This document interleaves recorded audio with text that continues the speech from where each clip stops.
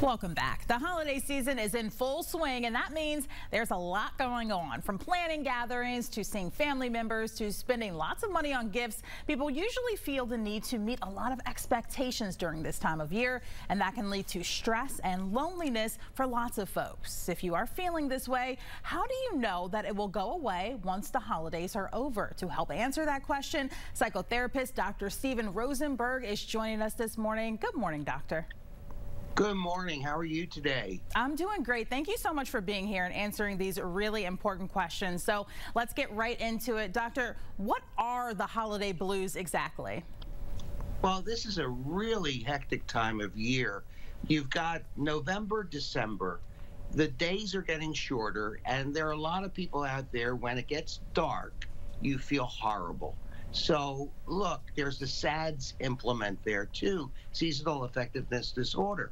But then you have the holidays coming in, and there is nostalgia. You're remembering maybe people who you lost, people who you haven't heard from because of COVID over the past 2 years.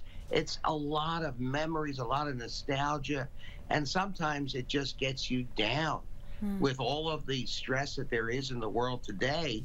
And we have this continued stress with the COVID virus. Yeah, absolutely. So, Dr. Rosenberg, can you tell us exactly how we can tell if we are overwhelmed by the holidays versus experiencing clinical depression?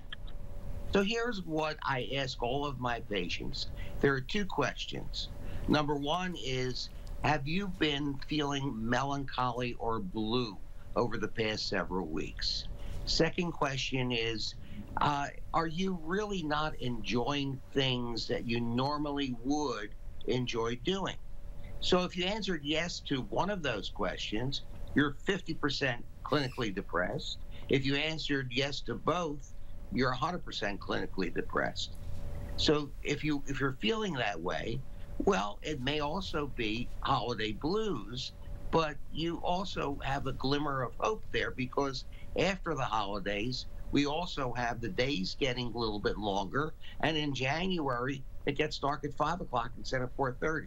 So it's a little bit different. This will lift.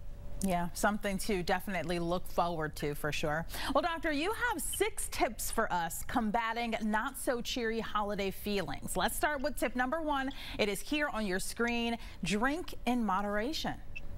Yeah, you know, alcohol is also a depressant.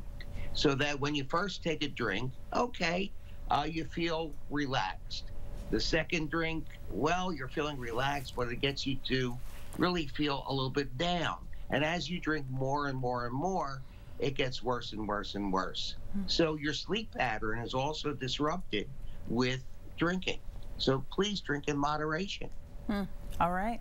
And then number 2, don't isolate yourself. Well, you know, like I said earlier, it's really important to be around family and friends, even on a Zoom call. You could do that, FaceTime. You could just be able to be in touch with people. Don't isolate, be around people, feel good. Yeah, so even if you're not physically around people, at least sort of getting in touch with folks will really help with that. Reach out. Yeah, that's what the holidays are all about. Yeah, Don't absolutely. be alone. Yeah. So, okay, tip number 3 can be a little bit tricky because there's so many expectations for loved ones. So you say we got to learn to say no. Look, you know, it's very interesting. You want to get things done. You want to get the perfect gift. You don't want to say no, but you have to preserve your own energy. So it would be great if you were able to just say, you know, I don't think I could do this. I can't put another thing on my plate here. There's too much to do. I really have to decline. If you can say that, you'll take a lot of pressure off of your shoulders. And you know what? People understand. They know they're going through the same thing. So learn to say no. Yep, absolutely.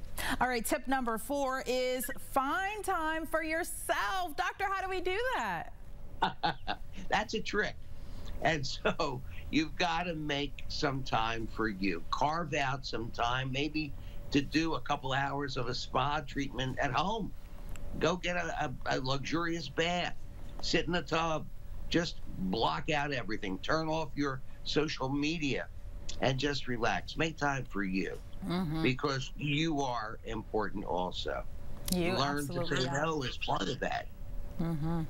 So number 5, set realistic expectations.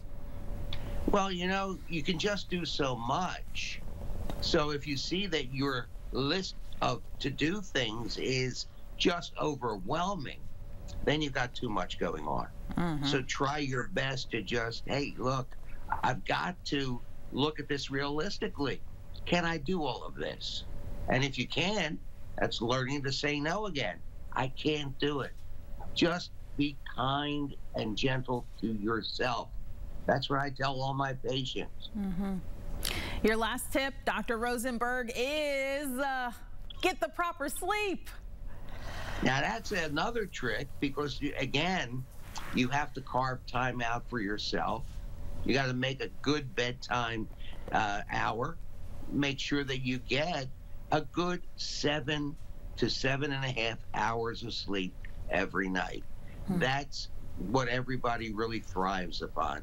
You'll feel better during the day. You'll feel better as you go through the holidays.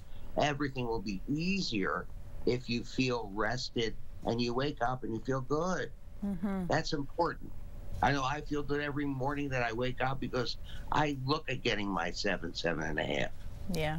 Me too. Me too. All right, Dr. Rosenberg, thank you so much for joining us. All of those tips, very helpful for folks. Really appreciate your time today.